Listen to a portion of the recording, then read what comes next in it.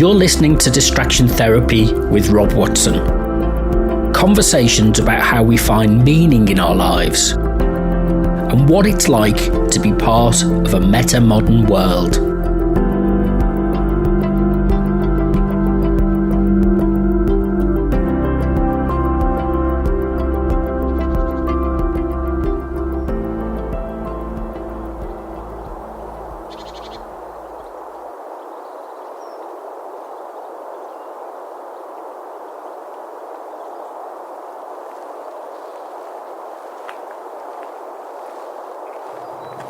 So my name is Lucy Stevens. I'm a sound and visual artist, and we're here today at Ayleston Meadows to talk a little bit more about my exhibition and project Colour Coded Birds, which will take place at Leicester Museum November 2022 to March 2023.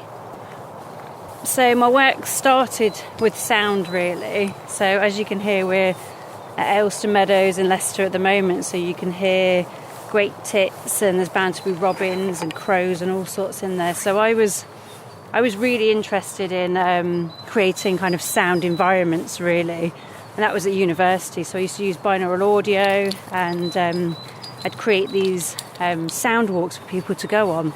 So I'd have to put the microphones in my ears and do the walks, and then people would walk afterwards. So I did one for Nottingham Castle, and then a few of the local galleries.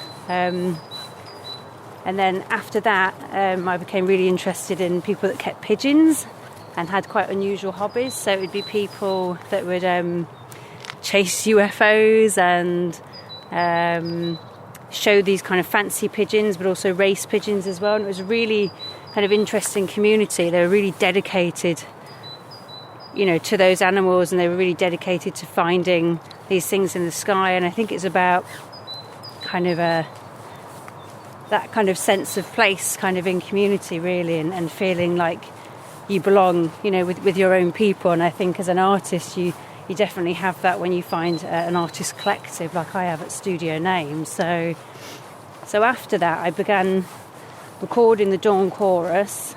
I'd find quite remote places. It's better to record on a Sunday, as far away from traffic as you can, really. And obviously at dawn it would be nice and quiet, so I'd record at 2, 3, 4 o'clock in the morning. And to capture birdsong, it's best to do it kind of in May, when all the birds have come back from migration, and you normally get this really beautiful soundscape that normally starts with the robin, because they're kind of up earliest and they're also up latest as well. And then you'll get all these other birds kind of joining in this kind of like chorus of song, and it's really lovely to kind of be there in the moment, because you realise that you're the only person hearing this sound from these angles, from this point at this at this time, and it's quite meditative. You can get completely lost in it. So while I'm listening, I do close my eyes and I try to pick out certain birds that I'm hearing as well, but I'll then go back home later on and I'll listen to it, and I'll try to visualise bird song within it. So that's not necessarily a scientific process. It's more kind of an instinctive thing. So I'll be listening to the tone, to the pitch, even the direction from where the sound's coming from, and then I'll do lots of different drawings. And if I've got 2 or 3 different symbols or notations for a bird song, say like a robin tick, which is quite high in pitch, I'll run it through a sonogram software, and I'll kind of use the software to help me decide what the shape should be. So you're not going to hear a bittern very often, but a bittern would make a really long kind of not long, kind of low, kind of booming sound. So it kind of goes ooh, ooh, ooh, and they're really kind of secretive, and you don't really get to see them. So, and I think all of this love of kind of recording birdsong means that I can, I can identify them as well by song and by sight. I mean, I'm not perfect. I still class myself as an amateur bird watcher, because so many birds can mimic each other as well. So it's quite it can be really tricky sometimes to figure out what you can hear. But yeah, no, it's quite nice being able to share that with other people.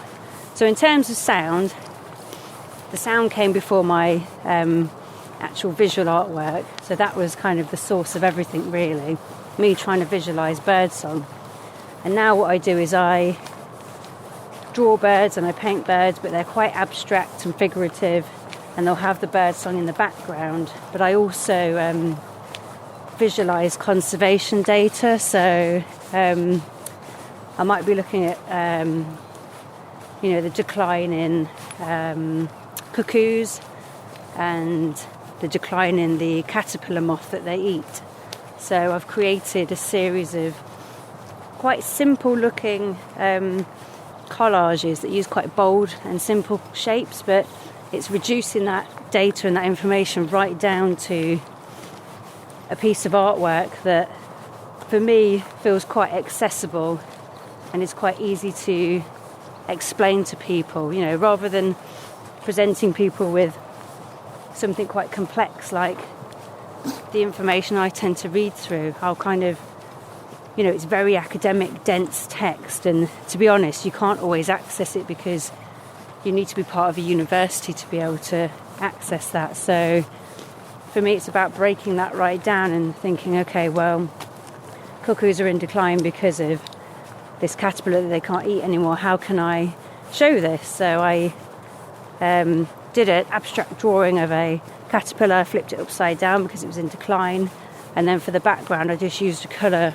of the cuckoo's beak and feet, which is like a bright yellow. So yeah, it's quite important for me to be able to kind of share this information because climate change is obviously something that is affecting all of us, and we can all do a little bit to kind of help out. But I think I don't want to kind of ram stuff down people's throats. There's lots more everybody could be doing, but it's not that straightforward, isn't it? Not everybody can buy electric cars, and most people are recycling and thinking about their carbon footprint and not taking planes places and things like that. So it's kind of I kind of use my artwork as a tool to kind of raise issues like that, and also just to get people talking, really, just to start a conversation. So like I say, I'm not kind of batting somebody around the head with it and telling them that they're a terrible person. It's more just to start a conversation and that curiosity. And with a lot of my work, I work in collaboration with wildlife charities, so like the Wildlife Trust and British Trust of Ornithology, and they've been fantastic. But they also do lots of citizen science projects, so it means that people can get involved in these. So whether it's like the Big Garden Bird Watch, which happens at the end of January with the RSPB, where you count the different birds you can see in your garden or parks for an hour, or whether you get more involved and you learn how to do bird ringing or counting nests and eggs and things like that. There's a lot of these organisations rely heavily on volunteer data, and so that they can have data that spans 20, 40 years, so that they can see how the environment or kind of farming practices or things like that are affecting birds' habitats and population numbers and breeding numbers. So yeah, it's something really important.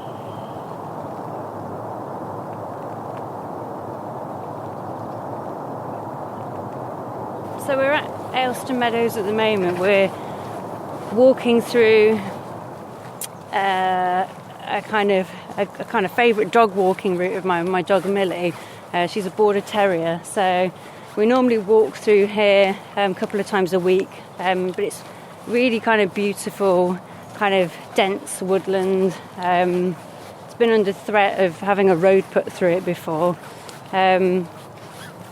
It's really, really beautiful actually. There's so many different routes through here, but it's a kind of a wildlife haven. You can get crows, jays, you can probably hear blue tits and great tits in the background, robins. I've seen a nuthatch here before.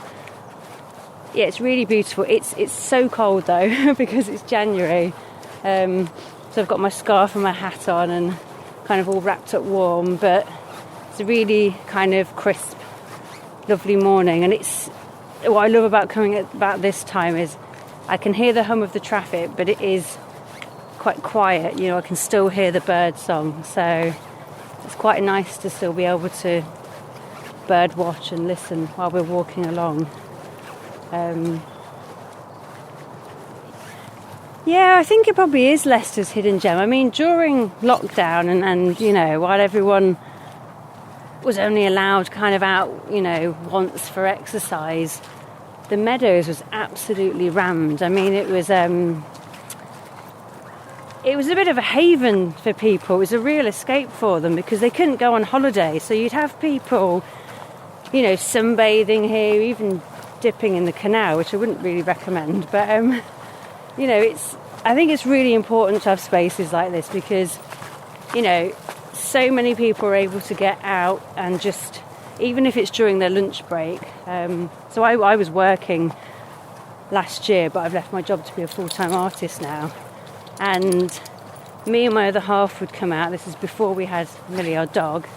And I taught him birdsong. So it was really nice to be able to kind of have that exchange. So I'd come and do little videos of him and I'd give him clues of, you know, what the bird was, what it looked like, what it sounded like. And he actually learnt, you know, kind of about, you know, 6 or 7 different birds from it. So that was really nice to be able to do that.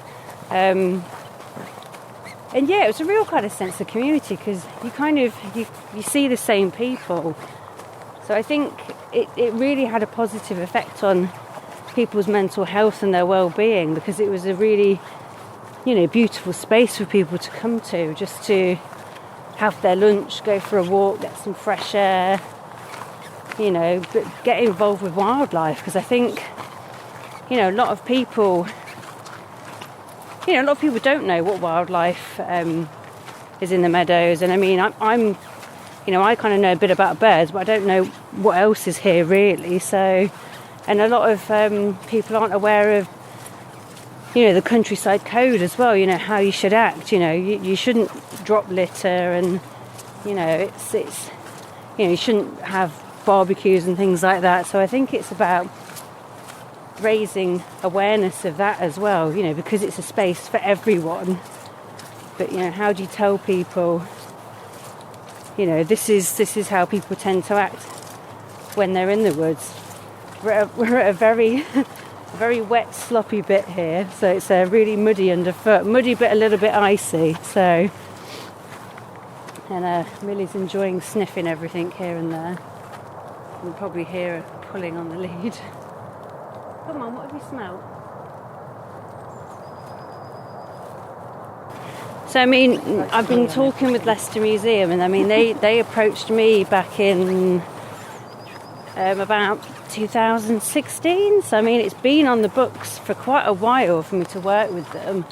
But I only started working with their Beserkley collection in 2019. So when they finally said, "Come on, let's have an exhibition," I said, "Oh yeah, great." So what I'm really interested in is, I mean, unfortunately, the museums, you know, had kind of cuts to their staffing, so it means that they don't have any curators that know anything about the natural science collection, so the bird skins in particular, which is a shame. It's a huge shame. They still have collection managers who are absolutely fantastic and brilliant and great to work with. But I really wanted to kind of highlight the fact, not that they didn't have these resources anymore, but more, how would an artist catalogue an exhibition? How would an artist catalogue a collection? So the bird skins that they currently have, they kind of have them in drawers, but they aren't necessarily catalogued the way that, say, the Natural History Museum would do it. So it's kind of looking at a creative or an artistic way of cataloguing the exhibition. So I thought it'd be really nice to be able to colour code the birds, just because I've been so inspired by the colour of the plumage and the beak and the feet. So my plan is to, I've spoken to a guy called Hein from Natural History Museum, and he's going to come down, talk to the collection management team and also me about their collection, and also how they can best look after the collection at Leicester Museum, and just give them a few tips and pointers, really. But he'll also be able to talk to me about, why this collection is so important. And I mean, for me, it's important because it shows a breadth of, birds with, a variety of different colours. So you're looking at the variations between the same species. So they'll have a drawer of yellow hammers or a drawer of bullfinches, but, there could be 20 or 30 specimens in there. And none of them will be the same. They'll all be different sizes, slightly different shades. They've got that precious information on them, which is the tag. And, the tag kind of shows where they've been found and when the museum acquired them, kind of what sex they are. So it's really important to have that, and I think a lot of people, some people get a bit upset by the collections because they assume that they've been killed to be as part of the collection, but a lot of the birds were found in kind of 60s, 70s, 80s really. So they've mainly just collided with windows, cars, or they've been caught by cats, and then people have brought them into the museum to keep them as specimens. So for me, I'm really looking forward to creating some contemporary artwork and kind of showing that contemporary art and science can have a really strong connection and they can work together. So I'm hoping to have a cabinet full of red birds, yellow birds and blue birds, just to show that colour variation, but also to create some artwork which responds to the colour of the bird, but also the length, the wingspan, the weight of the bird.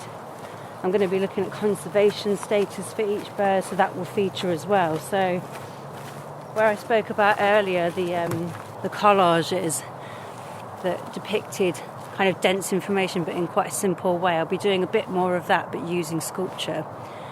So there'll be bits of sculpture and there'll be bits of artwork framed on the wall as well. So I'm really looking forward to it. They've got a really good exhibitions manager. He's going to create some really nice graphics for it. But I mean, it feels so far away because it'll be in November, and I mean, everything could change, So, but yeah, it's been great working with the museum so far.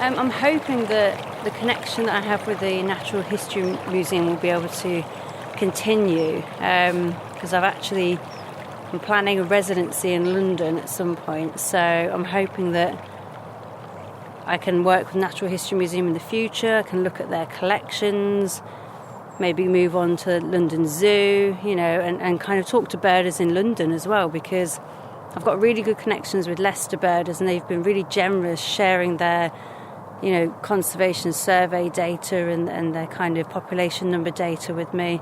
But it'd be nice to kind of expand it a bit more, just to see kind of what else is going on in London, especially because they've got, the South Bank, and they've got cormorants and herring gulls and, a bit more diverse kind of birds around there, really, especially their green parakeets that they've got as well. So, and they're an invasive species, so it'd be interesting to see, even if birders include them in their numbers, sometimes they don't. They kind of don't count them at all. So I think it would be great to be able to build a connection with the museum, but also, with other collaborators outside as well. I'm quite lucky, actually. The museum purchased 2 of my pieces for their public collection, so it means that they'll have these pieces kind of long after I've gone, which is really nice, actually, that there's a bit of a legacy going on there, and that they've invested in a Leicester artist as well.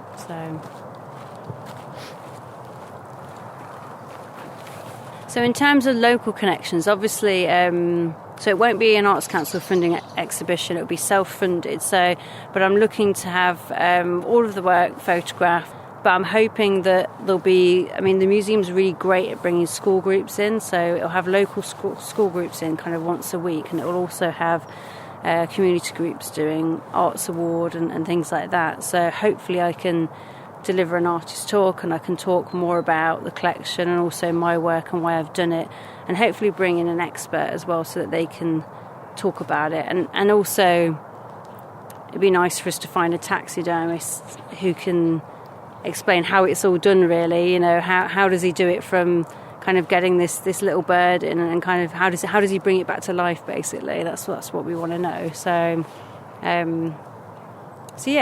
kind of what I think is going to happen in terms of local.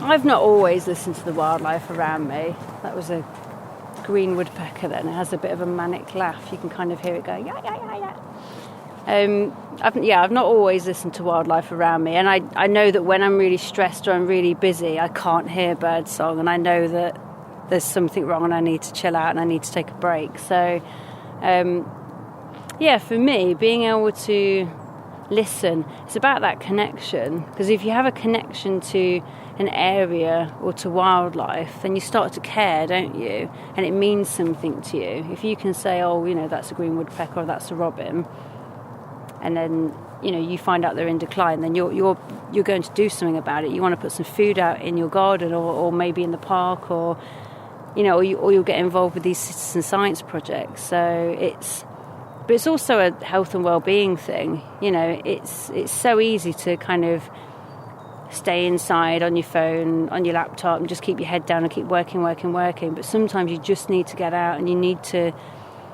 just breathe, And it's nice to be able to see. That's a great tip, doing the teacher. It's just nice to be able to identify birds. I feel really connected to this place because I come here all the time. So.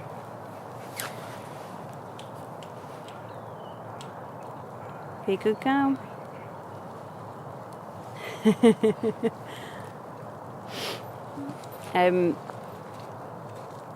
I think being able to listen, it's like I said before, it's quite meditative. So listen, you can kind of.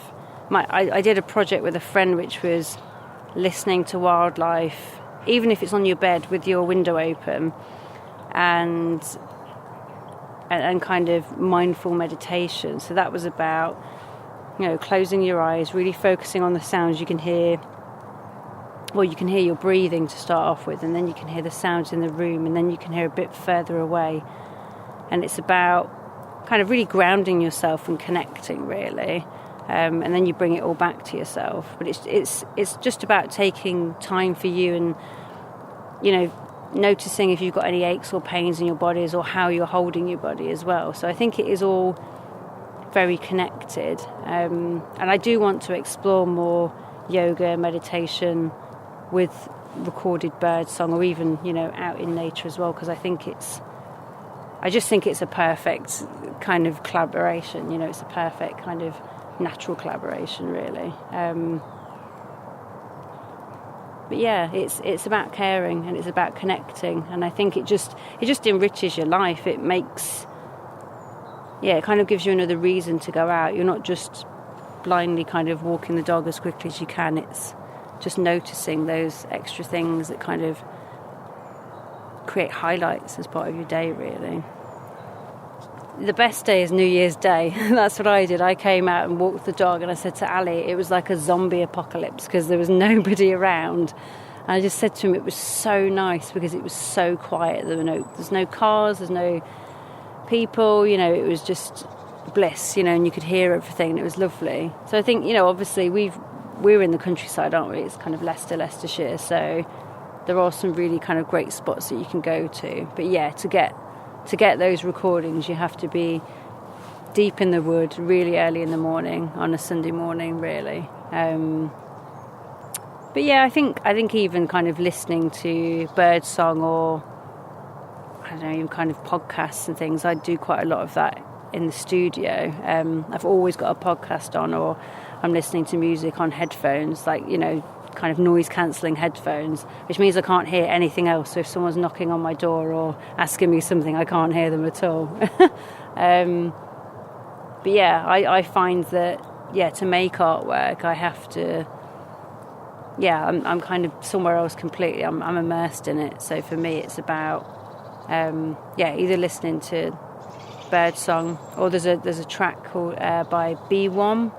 It was a collaboration with Wolfgang Buttress, and he recorded the sounds of bees, and he got an orchestra to kind of respond to it, and it's really beautiful. So I'll kind of listen to that, and then kind of art podcasts and things like that, really. But listen to quite a lot of things on repeat to create stuff. So, but it's nice to find a little hidden gem like this, kind of in the middle of Leicester, really. So.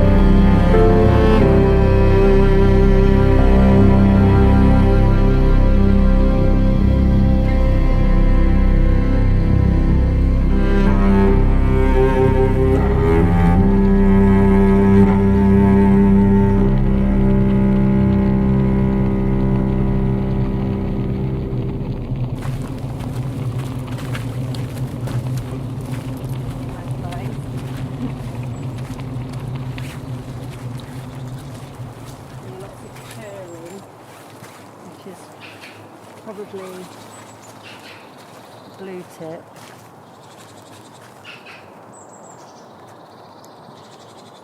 Yeah, see just there, it's just flicking its tail.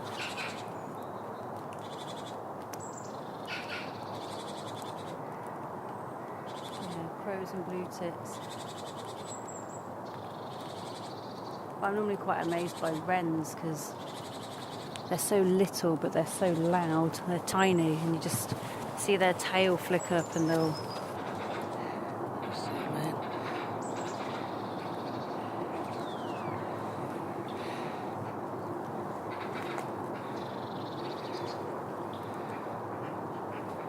He never poses till I hold it. Give you a treat then. And sit down. Go. Yeah, that was my... Yeah, so we do this one sometimes, but there's another one where we'll go kind of past the Black Horse and over the bridge, and yeah. Normally do about half an hour to 45 minutes, so she'll really enjoy this. I feel like I've been wearing this coat forever now, so, but just to keep warm. Yeah, it's interesting because sometimes you'll come down and, you know, obviously it's kind of all iced over at the moment and it's kind of sludgy in some bits, but it's got that really beautiful kind of crisp morning where the sun's shining. It's really nice when it's like that, but I've been here when it's, you know, the canal's flooded and because we've had so much rain, or it's, you know, the banks are really dry, they've got massive cracks in them during the summer. So yeah, you really kind of see it change, and it looks like they've cut back a lot of the trees as well, so you can kind of see through them a bit, and it's normally, you know, you normally can't, it's completely dense, it's normally just completely green. So yeah, you kind of, you really get to see and even hear the changes, because obviously, you know, with it being more dense, it would block out the sounds of the traffic as well. But also you'd have more people kind of walking around. So, yeah, like I say, during lockdown, you couldn't really go anywhere because it was so full of other people kind of crossing you. But it was nice to see so many people out just enjoying the space, really. Yeah, I think I just need to start the project, to be honest. I've done about 6 sculptures, and I'm about to design more sculptures that have slats in them, so they'll be like totems. But I've got no idea if they're going to look any good, or it's quite difficult showing something completely new because I'm used to showing stuff, you know, on the wall in a frame. So that could be works on paper, it could be a canvas. But moving to sculpture and showing it is quite a big thing. So, yeah. I mean, I'd love to. I really want to. So I think I'm going to make myself do it. So if I say I'm going to do it on here, I have to do it. So, but yeah, I just think having bird skins in a cabinet. So say I've got a yellow hammer in a cabinet, and then having some artwork next to it will be really lovely. It'll be roughly the same size. And it might just be, you know, I really like the idea of, you're talking about community and how people can get involved. I really like the idea of having some artwork that weighs the same as the bird, but obviously you're not allowed to touch the bird, but you can touch this sculpture and you can feel how light the bird is. Or, you know, it kind of being the same length, or having the wingspan of a bird, or, yeah, just some kind of simple markings on it to show it's, you know, because the yellow hammer's in decline, so, you know, kind of looking at that and looking at why it's in decline as well, and, you know, how you can help, you know. So it's not just a dead end. It's not just, oh, these are nice pieces of artwork. It's, you know, there's a story in there, you know, it's got legs, it's telling you about this bird now. This bird might be dead, but actually there's more of them alive. And that's another thing. I've looked at the collection, and I think all the birds that I'm going to be showing are UK birds, so they're going to be birds that people are used to seeing. So hopefully they will have that connection with them. And we're talking about having a red, yellow and a blue booklet which talks about the different birds, and that people can take away with them, and hopefully fold out into a nice poster or something. So yeah, it'd be nice, not just nice, but I think it's important for people to have that information to take away with them, because I realise it's probably quite a lot to take on. But yeah, so we're going beyond, obviously you want it to be aesthetically pleasing for the artwork to look nice, but actually there's meaning behind it. And I've done a hell of a lot of research, and I've spoken to experts about it, and it's, kind of gone in my brain, and then I've kind of churned it out and created this artwork. So it's an important collection, so it's worth showing and worth commenting on and creating artwork based on it.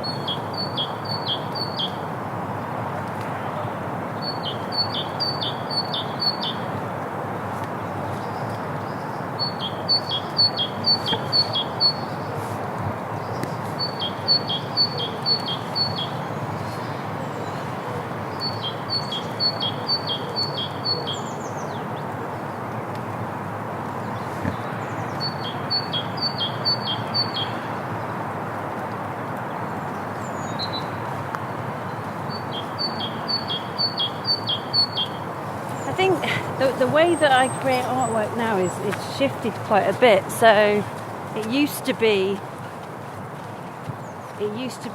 solely based on me getting, the sound recordings and then visualizing them. And now it's, it's something I still love to do because, I like to be able to still be able to identify birds as well. And it's like another language. You have to practice it, don't you? But I think for me now it's more about spending time in the studio, coming out on walks like this, but also getting to see other exhibitions and other artwork, really. So it's more, because it's shifted to be visual artwork. I do sound stuff sometimes, but I tend to do that in collaboration with musicians. But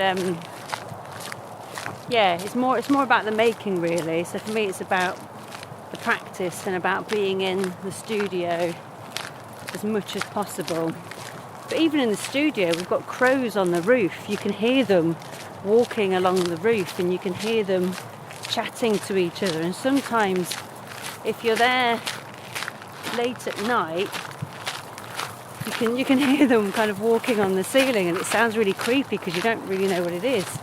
And if you start kind of worrying about that, it can be a bit daunting. But I think bird song and recording sound is always going to be a part of my practice. It's that's kind of where it started, and it's developed since then. It's something I always kind of keep coming back to as well. I love to record the dawn chorus at different locations, because obviously you're going to get a different dawn chorus at different locations. So I always try to record it, every year in May at a different venue, or I'll go to a walk at Rutland Water or something where there's a ranger or an expert telling you what birds you can hear and telling you what's flying back from Africa. So I think that's really nice, just to be around that community again, those kind of people that are really interested in connecting with wildlife. So but I like the idea of kind of composing outside and not kind of doing it at your desk at your computer, because I imagine that would be very different, because for me I use Audacity and I'll record using I've forgotten what it's a Tascam device that I use, but I record in like a figure of 8, the way that I have 2 omnidirectional microphones in a windshield, and for me that it creates a really nice field recording. So when you listen back to it on headphones, it's quite realistic, and it gives a really nice kind of stereo kind of environment. Record kind of composing like that would be really tricky. I don't know if I could deal with that. I do think that sometimes you can be more creative with less. So, whether that's less money or less materials, or, just because sometimes you can have an infinite kind of number of ideas and kind of different things. And I think sometimes, you can feel like you don't know where to start. So I think as an artist, you have to put in rules and boundaries for yourself when you're making stuff. So, I tend to work on paper. I use mixed media, so I'll use paint, normally household paint, acrylic. I'll also use wax pastel, oil pastel. So that's not really limiting myself in terms of that, but it's normally on paper, and it's normally, it's normally influenced by birds, their conservation status. But sometimes you do have to create these rules for yourself, these creative rules, because otherwise, sometimes you just don't start. So I think that's important. Yeah, so I mean, if anyone's interested in the project, they want to listen to any soundscapes and see artwork that I've created recently, they can go to my website, that's www.lucystevens.co.uk, or they can find me on Instagram, Facebook, Twitter. It's at Lucy Jo Stevens, so it's LucyJostevens. 1, 2, 3, 4, 5, 6. Roadrunner, Roadrunner. Going faster miles an hour. Gonna drive fast and stop and shop with the radio on. I'm in love with Massachusetts and the neon when it's cold outside, and the highway when it's late at night. Got the radio on. I'm like a roadrunner.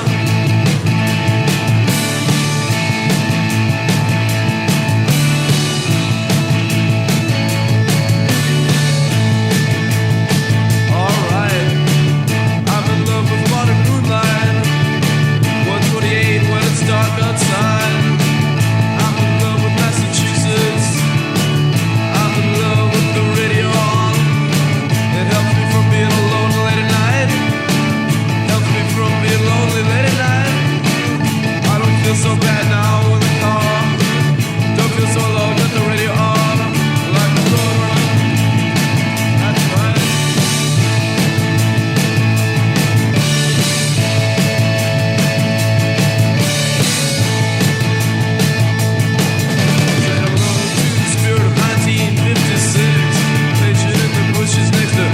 The highways we go for an edge. We go by quick, suburban trees, suburban speed, and it smells like him. And I say, Roadrunner once, Roadrunner twice.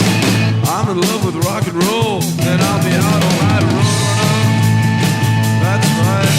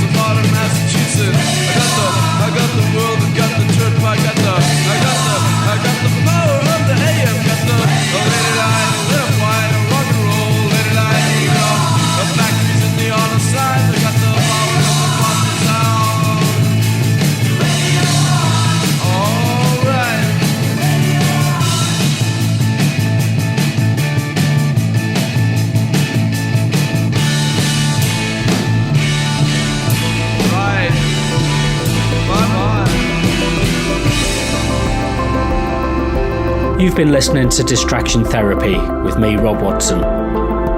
Find out more at robwatsonmedia.net or follow me on Instagram and Twitter at RobWMedia.